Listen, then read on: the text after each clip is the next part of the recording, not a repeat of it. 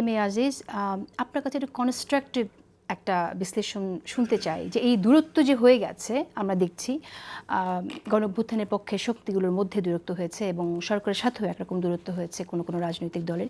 এই দূরত্ব আসলে কি করে ঘোচানো যায়? কনস্ট্রাকটিভ ডিস্ট্রাকটিভ যদি হয়েই যায়, কনস্ট্রাকটিভ আলোচনা করা কঠিন, জোড়া দেওয়া যায়। আর এখন যে পর্যায়ে আসছে এটা জোড়া দিতে পারবো, জোড়াতালি দিতে পারবো। যেমন ধরেন এই সরকার যে ক্ষমতায় এসছে তাদের মনস্তাত্ত্বিক জগৎটাই আলাদা, কারণ তারা মনে করে যে তাদের সকল দায়িত্ব আছে।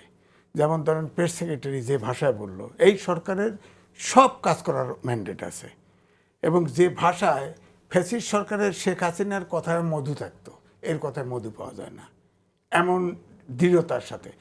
তো সমাধানটা কিভাবে করবেন বলেন?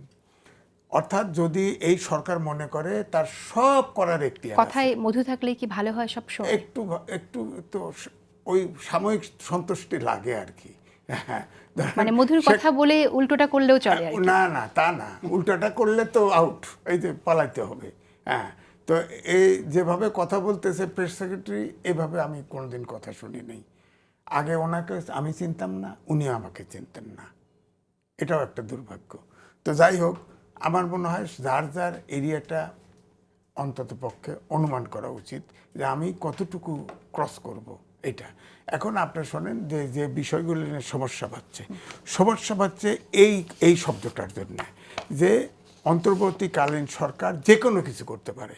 কারণ হচ্ছে ইলেকশন, একটা সামনে একটা ইলেকশনটা করবে এবং ডে টু ডে অ্যাফেয়ার্স দেখবে অন্তর্বর্তীকালীন সরকার, এটাই জনগণের প্রত্যাশা ছিল। এখন ধরেন ডে টু ডে অ্যাফেয়ার্সটা কি, যে আর হলো সংস্কার। আপনি দেখেন কোটা সংস্কার ছিল, এরপরে 9 দফা ছিল, এরপরে ফেসিবাদ বিলোপ। আমরা যদি ইন্টারপ্রিটেশন দিয়ে দেখি, ফেসিবাদ বিলোপ মানে একটা গণতান্ত্রিক আকাঙ্ক্ষা, অর্থাৎ ফেসিবাদ বিলোপ করছে তা একটা গণতান্ত্রিক পর্যায়ে যাওয়ার জন্যে, এটা আমরা ধরে নিতে পারি। তার জন্য কিছু সংস্কার দরকার আছে। এখন সংস্কার আপনি খেয়াল করে ইউটিউবে সার্চ দিয়ে দেখেন, প্রধান উপদেষ্টা বলেছিল যে আমরা রাজনৈতিক দলগুলি যতটুকু সংস্কারে একমত হয় আমরা ততটুকু নিয়েই নির্বাচনে যাব। যদি আপনার একমত নাও হয় তবুও আমরা নির্বাচনে যাব।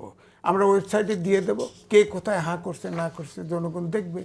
তো এখন আমার বক্তব্য হচ্ছে ওনার কথাটা স্টিক করলেই তো হয়।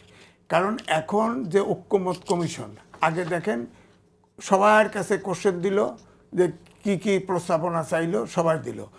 এখন ধরেন সংস্কার, এই যে প্রায় বহু দলের সাথে আলোচনা করে শেষ পর্যন্ত বিএনপি 32 দফা একটা সংস্কার প্রস্তাব এই সরকারের কাছে জমা দিছে। পরে কিন্তু জামাতের সাথেও আলোচনা ছিল, পরে জামাতও কিন্তু অনেকগুলো সংস্কার দিছে। এটি বেসিস ধরে এর সাথে যোগ বিয়োগ করে যদি আলোচনাটা এগিয়ে নিত। হ্যাঁ, এখন আপনি ধরেন একদিনে 1 ঘন্টার ভিতরে 9 দলের সাথে কথা বলছে, তো চা খায় গ্যাসে হারাইছে, এইভাবে সংলাপ হয়। প্রথম থেকে রাজনৈতিক গুলোকে ইগনোর করেছে, আমার কাছে অন্তত মনে হয়েছে। তাদের সাথে আপনার কোনো কিছু ভালোভাবে পেশেন্ট হেয়ারিংয়ে দেয় নাই।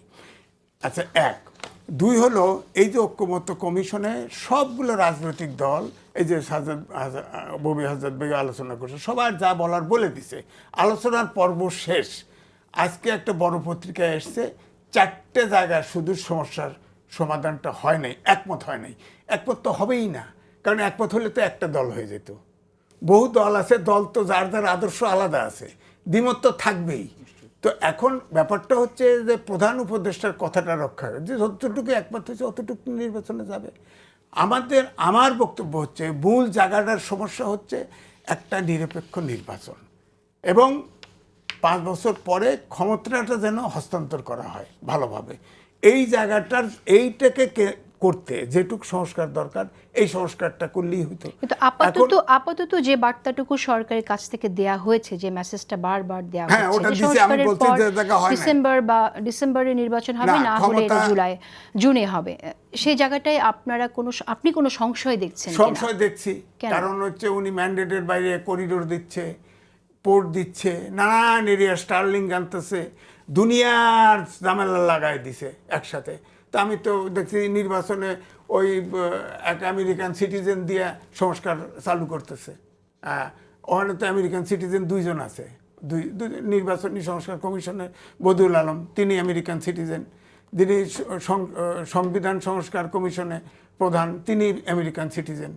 তো এখন বিদেশিরা আমাদেরকে সংস্কার করে দিতেছে, এই জন্য এই সরকারের নাম দিছি আন্তর্জাতিক সরকার।